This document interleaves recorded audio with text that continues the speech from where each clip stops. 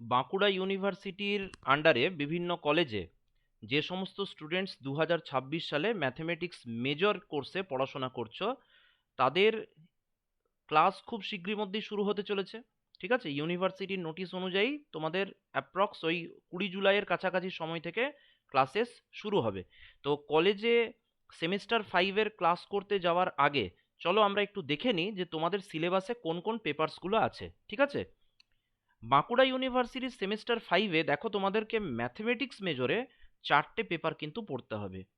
ঠিক আছে, যেহেতু পেপারের সংখ্যাটা হচ্ছে 4, সেহেতু বুঝতেই পারছো সিলেবাসটা একটু লেংদি, এবং সময় তো তোমরা খুব ভালো করেই জানো, এতদিন পরীক্ষা দিয়ে আসছো, যে 4 মাসের মতন তুমি সময় পাবে। 3.5 থেকে 4 মাসের মধ্যে ফুল সিলেবাসটাকে তোমাকে কি করতে হবে, শেষ করতে হবে, এবং এটা বেশ চ্যালেঞ্জিং। তোমরা যদি মনে করো যে সেমিস্টার 1-এ তোমাদের কিরকম পেপার ছিল, দেখবে তোমাদের সেমিস্টার 1-এ প্রায় তোমরা 5 থেকে 5.5 মাস সময় পেতে, এবং সেই সময়ের মধ্যে তোমাকে কিন্তু মাত্র একটা মেজর পেপার পড়তে হতো। সেই জায়গাতে তোমাকে এখন বর্তমানে জাস্ট এই কয়েকটা সেমিস্টার চলে যাওয়ার পরেই দেখো এখন তোমাকে 4টে মেজর পেপার পড়তে হচ্ছে।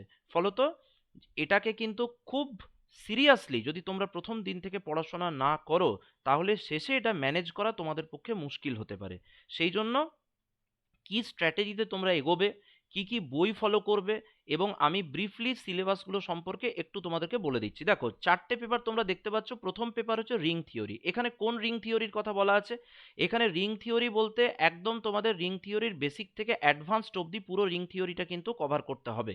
ঠিক আছে, তো রিং থিওরির অ্যাডভান্সড লেভেলের পার্ট এবং বেসিক লেভেলের পার্টের জন্য তোমাদের কিন্তু দুটো ডিফারেন্ট বই আমি বলবো ফলো করতে। প্রথম যে বইটার কথা আমি তোমাদেরকে বলবো, প্রথমে হচ্ছে তোমরা রিং থিওরির জন্য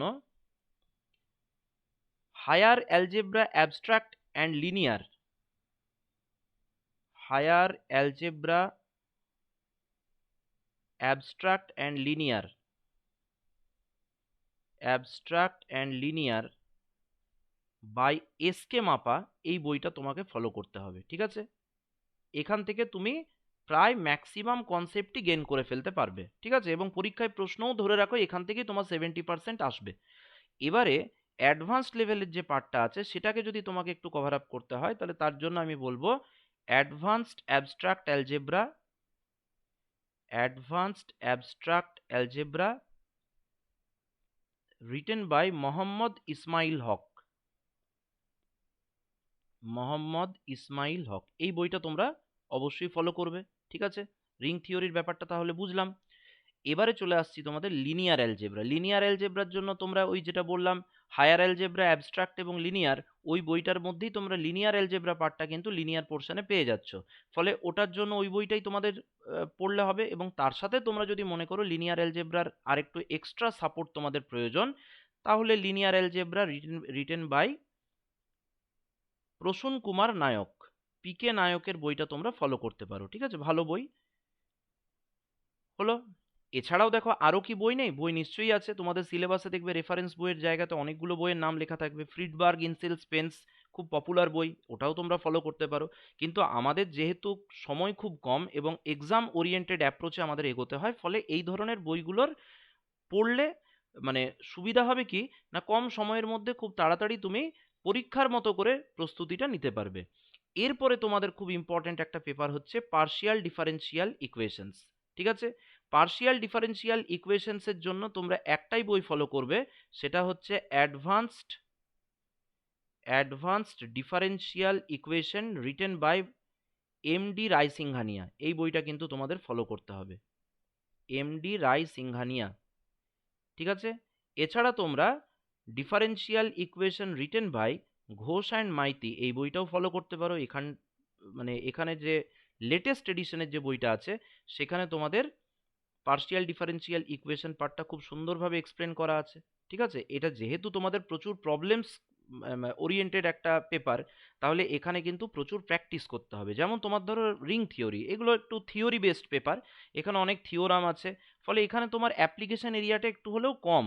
কিন্তু ডিফারেন্সিয়াল ইকুয়েশনে তোমাকে প্রচুর প্রচুর প্র্যাকটিস করতে হবে, এবং সেটা কিন্তু কনসিস্টেন্ট ওয়েতে করতে হবে। পরীক্ষার আগে আগে করলাম বা প্রথম দিকে দেখা যাচ্ছে যে কোনো দিন ভালো করে পড়লাম, কিছুটা গ্যাপ পড়ে গেল, এরকমভাবে করলে কিন্তু হবে না। কনসিস্টেন্টলি তোমাকে পড়াশোনাটাকে এগিয়ে নিয়ে যেতে হবে। নিউমেরিক্যাল অ্যানালাইসিস যেটা আছে সেটা দেখো, তোমাদের এটা থিওরি কিছুটা আছে, কিছুটা প্র্যাকটিক্যাল আছে। এবং থিওরি পার্টটার জন্য অবশ্যই তোমরা numerical analysis written by S A Molla, numerical analysis written by S A Molla, এই বইটা তোমরা ফলো করবে, ঠিক আছে? তো এই ছিল মোটামুটি স্ট্যান্ডার্ড বইপত্র, যেগুলো দীর্ঘদিন ধরে স্টুডেন্টসরা ফলো করছে আন্ডার গ্র্যাজুয়েট লেভেলে। তোমরা সেই বইগুলোই তোমরা ফলো করবে।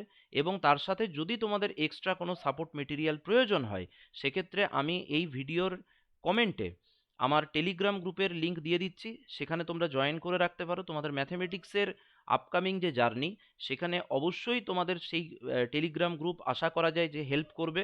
এবং সেখানে তোমরা ফাইল সেকশানে দেখবে প্রচুর বইয়ের পিডিএফ আছে, অনেক স্টাডি মেটেরিয়াল আছে। এবং টাইম টু টাইম আমি ইউটিউবে অনেক ধরনের ভিডিওস দিই, তো সেই ভিডিওসের লিঙ্কগুলো শেয়ার করা আছে। যেটা তোমাদের প্রয়োজন বোধ হবে সেটা তোমরা ফলো করবে। বাঁকুড়া ইউনিভার্সিটির আন্ডারে যে সমস্ত স্টুডেন্টস পড়াশোনা করছো, এই 4টে পেপারের জন্য যেভাবে আমি গাইড করলাম, এইভাবে তোমরা এগিয়ে চলো।